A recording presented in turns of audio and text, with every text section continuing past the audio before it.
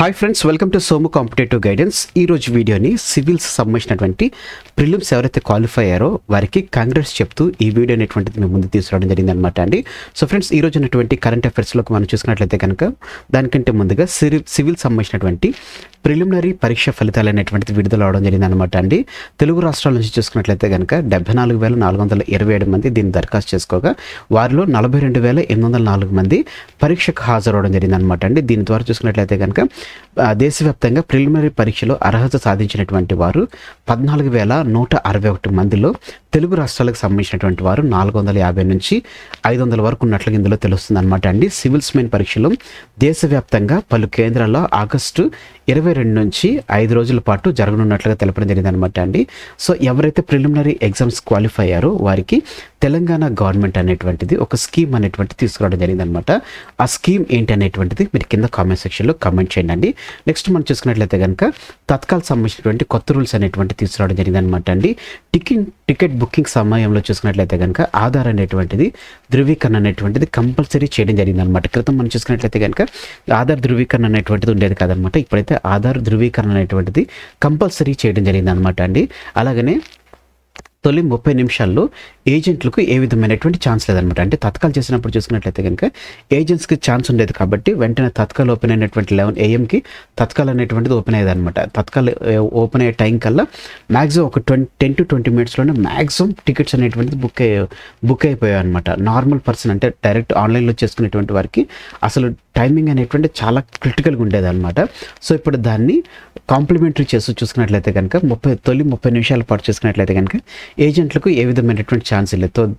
తద్వారా చూసుకున్నట్లయితే కనుక నామినల్ పర్సన్స్ ఎవరైతే చేసుకున్నారో వారికి ఈజీగా యాక్సెస్ చేసేటువంటి వెసులుబాటు అనేటువంటిది కలిగించడం జరిగింది అనమాట అండి. ఇది ఒక మంచి నిర్ణయంగా తీసుకొచ్చాను అనమాట అండి. అలాగనే ఆధార్ ధృవీకరణ కూడా అలాగనే 24 గంటల ముందే చార్ట్ అనేటువంటిది ప్రిపేర్ చేస్తారనమాట అండి. తద్వారా ఎవరెవరికి ఏ సీట్స్ అనేటువంటిది వచ్చేటువంటిది లాస్ట్ మినిట్కి తెలిసేటువంటి దానికంటే ముందుగానే మనకు తెలిసినటువంటి నేపథ్యంలో మన టికెట్ ఉందా లేకపోతే ఆర్ఎస్సీ వచ్చిందా అనేటువంటి కన్ఫర్మేషన్ అనేటువంటిది వస్తున్నటువంటి నేపథ్యంలో ఇది కూడా ఒక మంచి నిర్ణయం అనేది తెలపొచ్చు అనమాట అండి. సో ఈ రకంగా తత్కాల్ సంబంధించినటువంటి దీంతో పాటుగానే దక్షిణ మధ్య రైల్వేకి సంబంధించినటువంటి కూడా అప్డేట్ ఉందన్నమాట అండి. దానికంటే ముందుగా మనం చూసినట్లయితే కనుక కమల్ హాసన్ సంబంధించినటువంటి ఏకగ్రీవం చేస్తున్నట్లుగా చెన్నై రాజ్యసభకు కమల్ హాసన్ను ఏకగ్రీవంగా ఎన్నిక చేస్తున్నట్లుగా తెలపడం జరిగింది అనమాట అండి. ఆయనతో పాటు మరో 5గురిని ఏకగ్రీవంగా ఎన్నిక చేస్తున్నట్లుగా తెలపడం జరిగింది అనమాట అండి. ఇదొక కరెంట్ అఫైర్స్ మనకి ఇంపార్టెంట్ అనమాట అండి. అదే రకంగా చూసుకున్నట్లయితే దక్షిణ మధ్య రైల్వే చూసుకున్నట్లయితే కనుక దాన్ని పునర్విభజన చేస్తున్నట్లుగా రావడం జరిగింది అనమాట అండి. రైల్వే బోర్డుకు చేరినటువంటి సమగ్ర ప్రాజెక్టు నివేదిక అనమాట అండి. ఇందులో చూసుకున్నట్లయితే కొత్తగా ఏర్పడేటువంటి దక్షిణ కోస్తా రైల్వేకు జిఎంని నియామకిస్తున్నట్లుగా తెలపడం జరిగింది అనమాట అండి. సో దీంట్లో చూసుకున్నట్లయితే కనుక విభజన ప్రక్రియ అమలుకు త్వరలో 3 అధికారులు వస్తున్నట్టుగా తెలపడం జరిగింది. 4 డివిజన్లతో దక్షిణ కోస్తా జోన్ అనేటువంటిది ఏర్పాటు చేస్తున్నట్లుగా తెలపడం జరిగింది అనమాట అండి. దక్షిణ మధ్య రైల్వేలో చూసుకున్నట్లయితే కనుక మిగిలిది 3 అన్నట్టుగా మనకి ఆర్టికల్ అనేటువంటిది రావడం జరిగింది అనమాట అండి. సో దీన్ని బట్టి మనం చూసుకున్నట్లయితే కనుక దక్షిణ మధ్య రైల్వేకి పంపినటువంటి నోట్లో చూసుకున్నట్లయితే కనుక రాయగడ డివిజన్ పరిధి విశాఖపట్నం కేంద్రంగా దక్షిణ కోస్తా జోన్ అనేటువంటిది ఏర్పాటు చేస్తున్నట్లుగా ఇందులో మనకు తెలపడం జరిగింది అనమాట అండి. భువనేశ్వర్ కేంద్రంగా చూసుకున్నట్లయితే కనుక ఈస్ట్ కోస్ట్ రైల్వే జోన్ ఏర్పాటు చేస్తున్నట్లుగా తెలపడం జరిగింది అనమాట. దీనికి సంబంధించినటువంటి అస్యూరెన్స్ కమిటీ అనేటువంటి పార్లమెంట్కి వెళ్తున్నట్లుగా తెలపడం జరిగింది అనమాట. సో దీన్ని బట్టి మనం చూసినట్లయితే కనుక దక్షిణ మధ్య రైల్వే జోన్లో ప్రస్తుతం ఉన్నటువంటి 6 డివిజన్లు ఉండడం జరిగింది అనమాట. పునర్విభజన నేపథ్యంలో చూసుకున్నట్లయితే కనుక డివిజన్ల సరిహద్దుల మార్పులు చేర్పులు జరిగేటువంటి అవకాశాలు కనిపించడం జరుగుతుంది. ఆ ప్రకారం చూసుకున్నట్లయితే కనుక పునర్విభజన తర్వాత దక్షిణ మధ్య రైల్వే పరిధిలో సికింద్రాబాద్, హైదరాబాద్, నాందేడ్ రైల్వే డివిజన్లు అనేటువంటిది ఉండడం జరుగుతుంది అనమాట అండి. అలాగనే దక్షిణ మధ్య రైల్వే పరిధిలో ఉన్నటువంటి ఇప్పుడున్నటువంటి గుంతకల్లు, గుంటూరు, విజయవాడ డివిజన్లు అనేటువంటి దక్షిణ కోస్తా జోన్లోకి వెళ్తున్నటువంటి నేపథ్యం ఉందన్నమాట అండి. అలాగనే ఈ మూడింటితో పాటు విశాఖపట్నం కేంద్రంగా ఉన్నటువంటి కేంద్రంగా రైల్వే డివిజన్ ఏర్పాటు చేస్తున్నట్లుగా తెలపడం జరిగింది అనమాట అండి. దీంతో దక్షిణ కోస్తాలో 4 జోన్లు ఏర్పాటు చేస్తున్నట్లుగా తెలపడం జరిగింది అనమాట. గుంతకల్లు, గుంటూరు, విజయవాడ, విశాఖపట్నం అనేటువంటిది ఏర్పాటు చేస్తున్నట్లుగా దక్షిణ మధ్య రైల్వే చూసుకున్నట్లయితే కనుక సికింద్రాబాద్, హైదరాబాద్, నాందేడ్ అనేటువంటి ఒక రకంగా చూసుకున్నట్లయితే కనుక ఆంధ్రకు సంబంధించినటువంటి ఆంధ్ర బోర్డు తెలంగాణకు సంబంధించిన తెలంగాణ బోర్డుగా ఉన్నట్లుగా ఇందులో మనకు తెలపడం జరిగింది అనమాట అండి. మరింత ఇంట్రెస్టింగ్ టాపిక్ చూసుకున్నట్లయితే కనుక యూపీఐ లావాదేవీలపై 3,000 రూపాయలు దాటితే కనుక ఛార్జీలు అంటూ కథనాలు అనేటువంటిది రావడం జరిగింది అనమాట అండి. ఇవన్నీ ఊహాగాలని చెప్పేసి ఆర్థిక మంత్రిత్వ శాఖ వెల్లడి చేయడం జరిగింది అనమాట అండి. నెక్స్ట్ గ్రూప్ 1 పై విచారణ అనేటువంటిది వాయిదా వేస్తున్నట్లుగా తెలపడం జరిగింది అనమాట అండి. 30కి గ్రూప్ 1 విచారణ వాయిదా చేస్తున్నట్లుగా తెలపడం జరిగింది అనమాట. మెయిన్స్లో పలు అక్రమాలు జరిగినటువంటి దాఖలైనటువంటి పిటిషన్ నేపథ్యంలో ఆలస్యమైతే సెలెక్టెడ్ అభ్యర్థులకు అన్యాయం జరుగుతుందని చెప్పేసి చెప్పిన వాదనలే చెప్పవద్దని చెప్పేసి హైకోర్టు తెలపడం జరిగింది అనమాట అండి. సో ఈ రకంగా గ్రూప్ 1 సంబంధించినటువంటి వాయిదా అనేటువంటి జరుగుతుంది అనమాట.